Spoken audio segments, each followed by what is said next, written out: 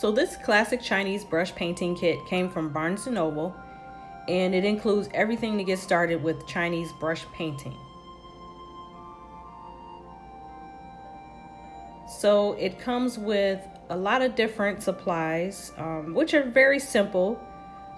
We have a few items in the box, along with a book and some paper to paint on. So I'm gonna start with, it comes with a white palette, which I'm taking out. So I'm just gonna take everything out of the box. Comes with a brush holder, and these are ceramic or porcelain materials.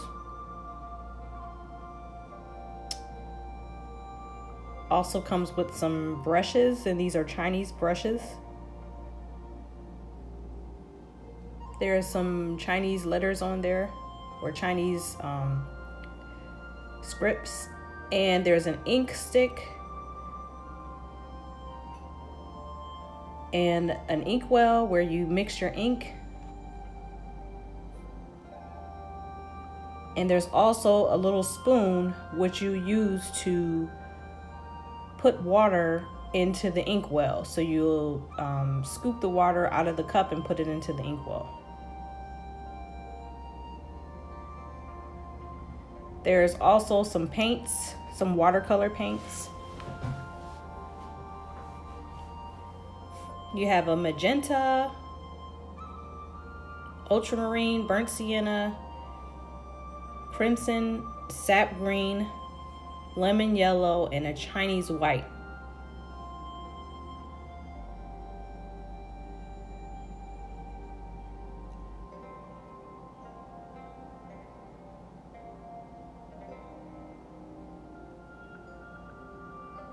So it comes with a little instruction book, and these are step-by-step instructions. So there are various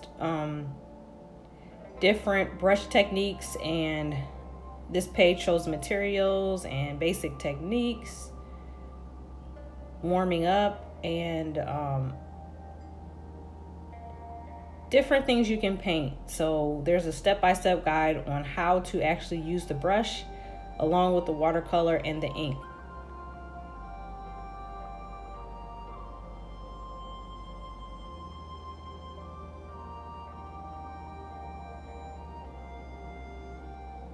And there's the paper that you use to paint on. So I have a cup of water, and I'm just going to test out the materials in this kit. And like I said, this is just a starter kit to get started with Chinese brush painting.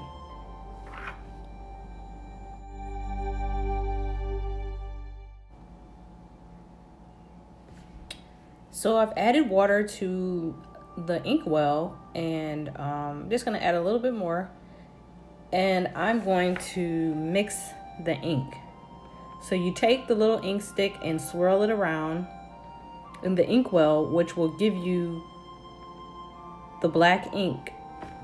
So I'm just kind of mixing it around, and it takes a little while to get the ink to get a little bit dark. The more you mix it, the darker the ink will be. So you'll use this to dip your brush in the ink. So what I'm going to do is dip the brush in the ink. I add a little bit of water just so it won't be so dark. And this is what I'm going to use to make the branches.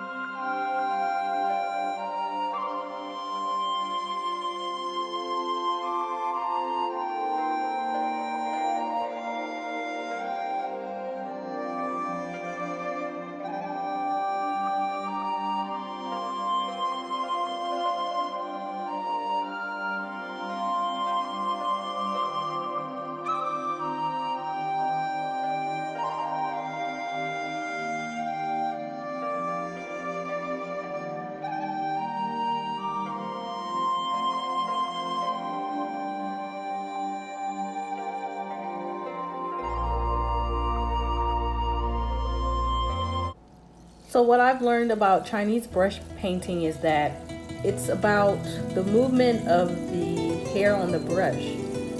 So there are different directions and different ways to move the brush in order to get the effect that you're looking for. So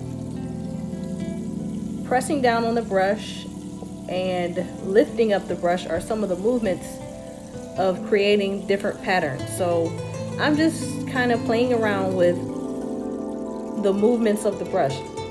I would suggest, if you want to get started in Chinese brush painting, to just kind of play around by pressing down on the brush and lifting it up and moving it in different directions, just to get yourself comfortable with learning how to do classic Chinese painting.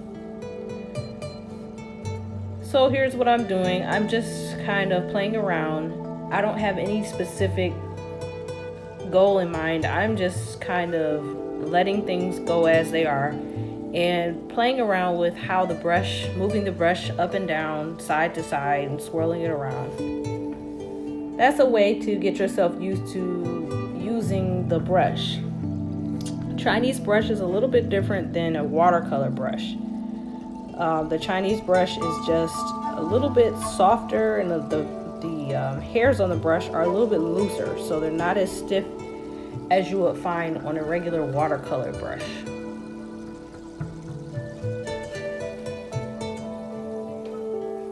Hope you enjoyed this video and got an idea of how to do Chinese brush painting.